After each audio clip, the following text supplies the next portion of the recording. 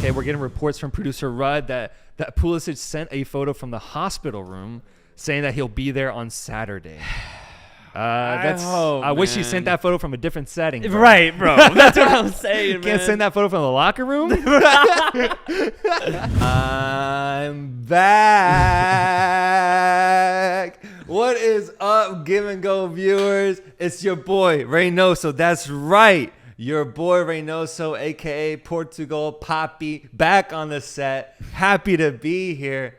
It's been a little too long, my friend. It's been just a tad too long. Jamal Miller, man, 3 years ago, he was playing in the 4th division of the MLS. Fast forward 3 years, and he's going to a goddamn World Cup, bro. And starting. Could I make it in 2026, bro? I would have Jamal Miller as like my fucking mentor. You'd have a poster of Miller on your fucking wall. You'd see him every day. You're like, I will join you. Yeah, let's see. 107 votes. Will Ecuador make it out of the group? 75% say yes. Jesus. Dang. We need to see the Netherlands and Senegal play. Come on. Let's not get carried away here. There's still 2 really good teams left. Guess who the fuck steps up and saves Mexico once again? This man spawns in every 4 years at the World Cup, and he's done it again, man. It's none other than Guillermo Ochoa, San Ochoa, making the goddamn save, going low to the left, booting that thing out, saves Mexico's World Cup hopes. Bro, I was fucking hyped seeing that shit because for a moment all that hope and faith I had was gone. It left my body for a minute, man. Hey guys. Thank you, Gonzalo Higuain, El Pipita, for all you've done for the sport. And I'm going to miss you, man. I'm going to miss you. Yeah, Gonzalo Higuain, very much the Riku from Kingdom Hearts. That one deed, one mistake doesn't have to define you. You know, people can be more than that. Yeah. And there's so much more redeeming qualities, you know, that get overlooked because of one mistake, you know. Ain't that the game with Goofy? Gosh. Bro, that home jersey. Yeah, it's looking like a Trix yogurt cup. That one's even worse. Yeah, that's the credit card one. That to me is the worst jersey at the World Cup. Maybe. Maybe. I think it might be the worst one, man. But seriously, imagine if that was a credit card and you used to like pay your groceries. That'd be cool. You can hold up the shirt to like a pay with your shirt fucking scan. This is the lowest I've felt about a Mexican team going into a World Cup. There's questions. There's concerns. Tata Martino is a questionable head coach. Regardless, though, Mexicans are a fierce, passionate type of people. I'll say it now, man. Despite how bad everything has gone, Mexico is making it out of the group, but my God, have they done everything to convince me otherwise.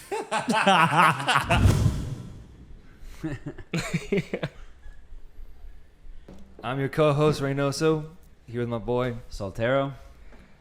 And the happiest man in the room, Augustine. Hello, people.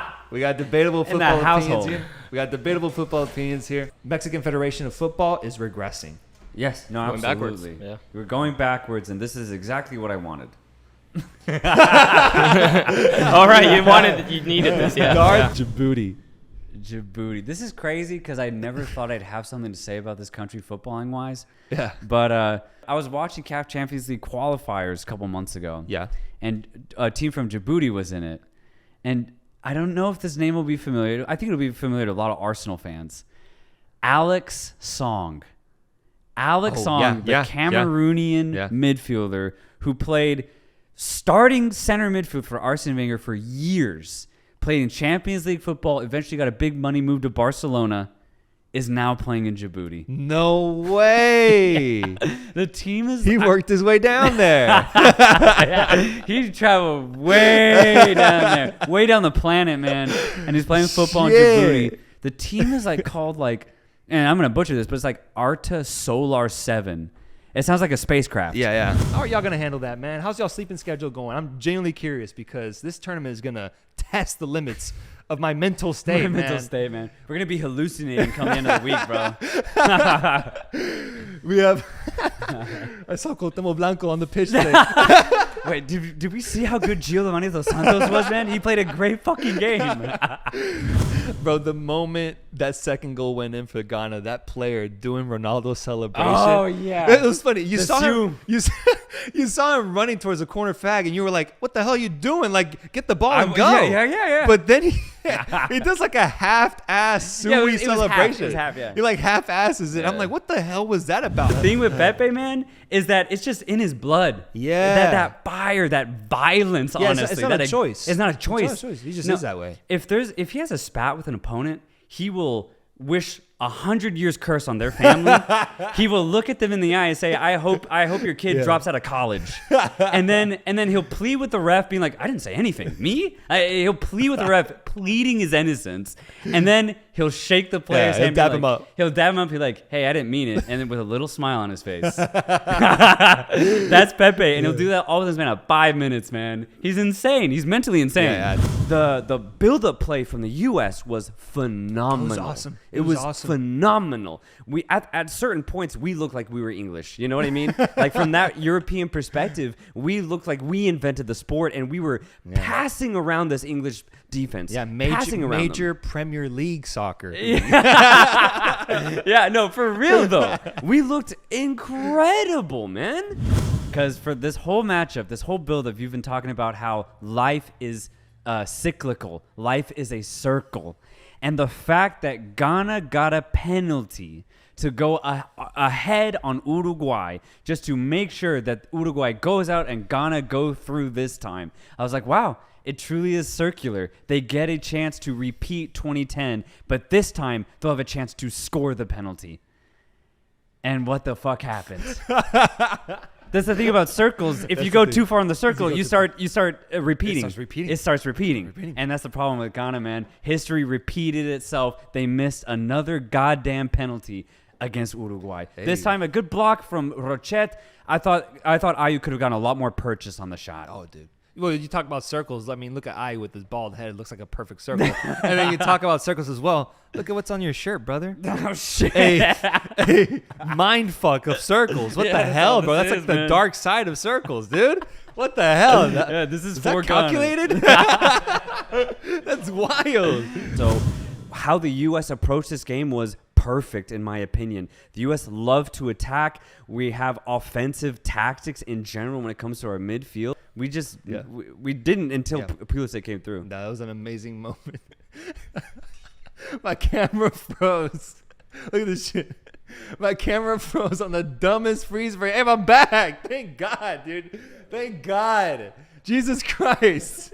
It was on the dumbest fucking freeze, man. It made me look so dumb. Now, talking about other players who I thought had a really, really good game, dude, especially in that first half, Boufal. Yeah. Oh my God. You saw what he did to Llorente, bro? Dude. when they played that replay a fourth time, I was like, oh, Llorente got cooked. He got cooked, brother.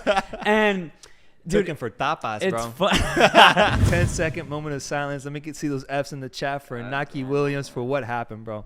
I cannot believe that happened. Moment of silence, please. Let's go. Starting now. I can't be silent, man. This was bullshit. This is bullshit because we said it like if I truly do think Ghana are cursed. I really do think so. Yeah. Go in, please. Please, bro. When you think about what Ghana have been through, the type of giants that they go against, and the ability that they have to always keep it tight, and for them to lose the games that they contend against these big teams, it's ridiculous, man. Alajuelense are looking really good. They're basically have like the Costa Rican all-star team. Celso Borges is on the team. Brian Ruiz is on the team. I think Tejeda's on the team, and they're obviously doing really well in the league. I think they have like a 6-7 point lead on the league right now. But here's what I'm gonna say. I have my eye right now on Cartagines.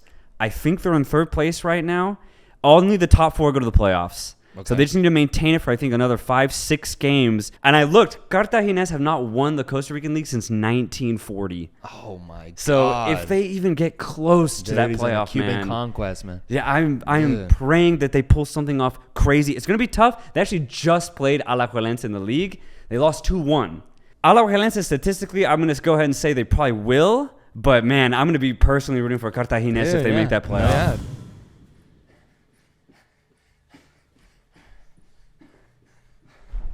Hello and welcome back to the Give and Go. I'm your co-host Reynoso here with my boy Soltero, what is up, guys? the Penguin, bro. He hit the waddle, man. He hit the waddle. How we doing today, folks? Two great games. Two great games. There's a 30-goal gap that is missing when you lose Gabriel Jesus and Raheem Sterling. But they immediately replace it with a 30-goal monster in Erling Haaland. There is no doubt in my mind, none, that he's going to get minimum 30 goals just in the Prem. He's that good, and he has the tools around him to make it an even easier job for him. When you have De Bruyne feeding you, you're never going to be hungry. You're never going to be hungry, bro. As far as Argentina's overhype, I do think so. Before this tournament, I've always been anti-Argentina for that reason, in the sense that they're like an overinflated crypto coin. It's a scam. It's a scam, bro. You got him compared to crypto, bro. Yeah. We're talking crypto now. I know. It's a complete scam because of the poor confederation that they play in. So it looks good on paper, but when we actually compare it to the opponents that they're playing, you'll see a bigger truth than what a lot of people are saying about this side. I want and I need Mexico to have a very bad World Cup, simply because I need them to do well in 2026. I think the only way Mexico has a good 2026 here in Mexico and in the United States is if they have a terrible 2022. You talk about corruption, you talk about complacency in the federation. The only way that changes is if Mexico have a terrible World Cup. I think it will be for the overall good for this Mexico side. Look, at the end of the day, my take is positive. Yeah. In the short term, For the it's better very of the negative. realm. 4 years, I get reminded of like how beautiful people are, how beautiful culture is, and most importantly, how beautiful the sport is, dude. Football is ever changing. It doesn't stop. And that's what I love about it. It's constantly going, whether you're watching it in North America, South America, Africa, Asia, Europe, Oceania, man. It doesn't matter. You can have the same opinions or you can disagree. There's always arguments and debate to be had. But at the end of the day, we get to enjoy the most beautiful sport on this planet, man. I see something special happening here for this lackluster Mexican team. And I'm telling you right now, Mexico gets a 2-0 victory. It'd be great to finally beat them at the World Cup. I think max it'll be a draw. Max. But I think there's a good chance it'll be a draw. Like, as in, I don't think it'll be a miracle if it happens. I think a win would be a miracle. France versus Argentina goes to penalties. Oh, I don't want to think about that. I don't want to think about that at all. I pray to God that there's just a out-and-out winner. Yeah, I don't dude. want to see Messi taking a penalty. I don't want to see him miss it or make it. I don't want to see it. I feel like there'd be more pressure on Argentina in a penalty shootout than would. France. I'm thinking about the players outside of Messi. Like, You got to do it for his goat. You have to do it for your GOAT. I can't do penalties, bro. I can't. But after what I saw today, man, I want Tata's head, bro. I want Tata's head. I'm calling for a mid-season, mid-tourney firing. Let's switch out. Let's switch out coaches. In the mid-World Cup, bro. Let's switch up coaches, my bro. God. Let's get Irv Renard's assistant, bro. I don't think that's give me the ever translator. happened. Give me Irv Renard's translator coaching this team, man. Please. Choo-choo, the rebuild train has arrived. My dad got to see Pelé in 1970. Pelé 1970, I was seen as one of Pelé's greatest World Cups when he lifted it up in Mexico, and that was seen as an iconic performance. And then you progress a few more years, and people talked about Maradona in 1986, one of, if not to this point, the greatest World Cup performance we've ever seen in terms of his impact on the field, and similar to what we're seeing from Messi, just an incredible performance overall, Maradona 86. And I always wondered, will I ever get to see something of that nature that can be romanticized, that can be talked about for decades to come, a performance for the ages, you could say, where I show my kids of the future. I show them this is what a certain player did during this special World Cup run, and he was pure magic. The greatest player on earth at that moment in time. And I'm happy to say, bro, that I feel that Messi 2022 is that specific performance over what he did in 2014, which was already really impressive. 2022, dude, is the greatest World Cup run I've ever seen by a player, bro. Anderson from Crystal Palace, guiding that Danish backline, man. This dude is Tom Brady reincarnated, man. He slings out some incredible balls to Wilfried Zaha, to Esse. He's an incredible slinger of ball. That's good. That's good. Oh God! Oh, he's an incredible passer, man. He's an incredible passer. I got you. An incredible passer. I got you. Atleti are technically rumored to sign Ronaldo.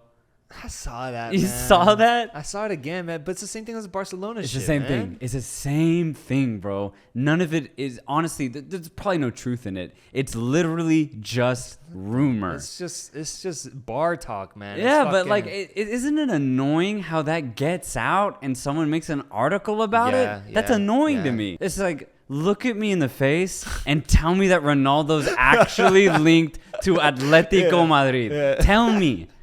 And obviously they won't be able to do it. So it's just Nah, like it's just bull, man. It's a It's bull. stupid rumor. Now, could we use them? Absolutely. There is one player that's almost like a grandfather to all these players, man. They're sitting around at a campfire and he's just telling them these stories, these legends of the things he did when he was their age. The things he's seen. Yeah, you'll never believe the things I did to Portugal back in 2014. You know, it's just shit like that. Y'all ever been to Brazil? His name is Thomas Muller. This man is an absolute legend. Will never be an heir. There will never be a replacement to Thomas Muller. No. This fucking close Yeah. to pulling off one of the greatest miracles in World Cup history. For a second there, man, I truly believed we would go through. And especially the way that Saudi Arabia were playing, how open they were at the back. I was like, this is bound to happen. Mexico is going to get that third goal. It's written in the stars. It's destiny at this point. And that third goal just wouldn't fall. But man, did we get really fucking close though. Let's go! Let's go! Hello! It's your boy Reynoso, and I'm here with my co-host. Brother, I don't know what to tell you folks. It's a lot right now. It's a lot.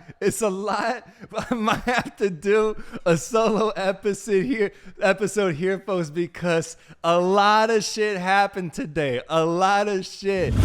Today was the test. And they passed. But they did pass. And so that's my ultimate takeaway here. Without getting deep, and we'll get deep, without getting any deep, the face value analysis that I can give, my final conclusion is Argentina are in the top 4. And that cannot be taken away. And so hopefully he can have a good run this tournament, because if he finds his form this World Cup, I think that's the missing piece. That's the answer to this Argentina team offensively. Yeah, I completely agree. And kind of just to finish sucking his dick.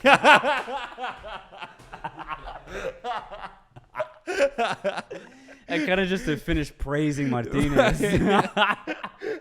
Okay, Christ. For the next 10 shoots we ever do, just in general, I'll wear an Argentina jersey, and I'll also go kiss the soil in Buenos Aires. You think so? That's what I'm going to do. You're being serious right now. Being 100% serious. Being yeah. serious. Being So the serious. jersey, 10 shoots in a row. 10 shoots in a row. 10 shoots You in a will row. only catch me in an Argentina jersey. Okay. You promised to go to Buenos Aires. Within the next year. Because I can't fucking go now. Right. I can't go right now. Unless you guys pay for my fucking ticket. That'd be the only way. Expect an Instagram picture of me on my knees kissing the soil. That's big. In Argentina. That's within big, the bro. next year. We'll have a shaman, an Argentine shaman, Right. bringing you to the most precious and freshest soil Right. in Argentina, and you'll kiss the fucking I'll ground. kiss the Get ground. on your knees We'll and kiss the We'll get fucking a ground. beautiful photo of it. I will give my apologies. If Brazil or Argentina or any South American team wins it, how does that shift your mentality going into future World Cups? I'm going to be completely honest. Haven't even thought about it because I'm that certain that they won't lift it.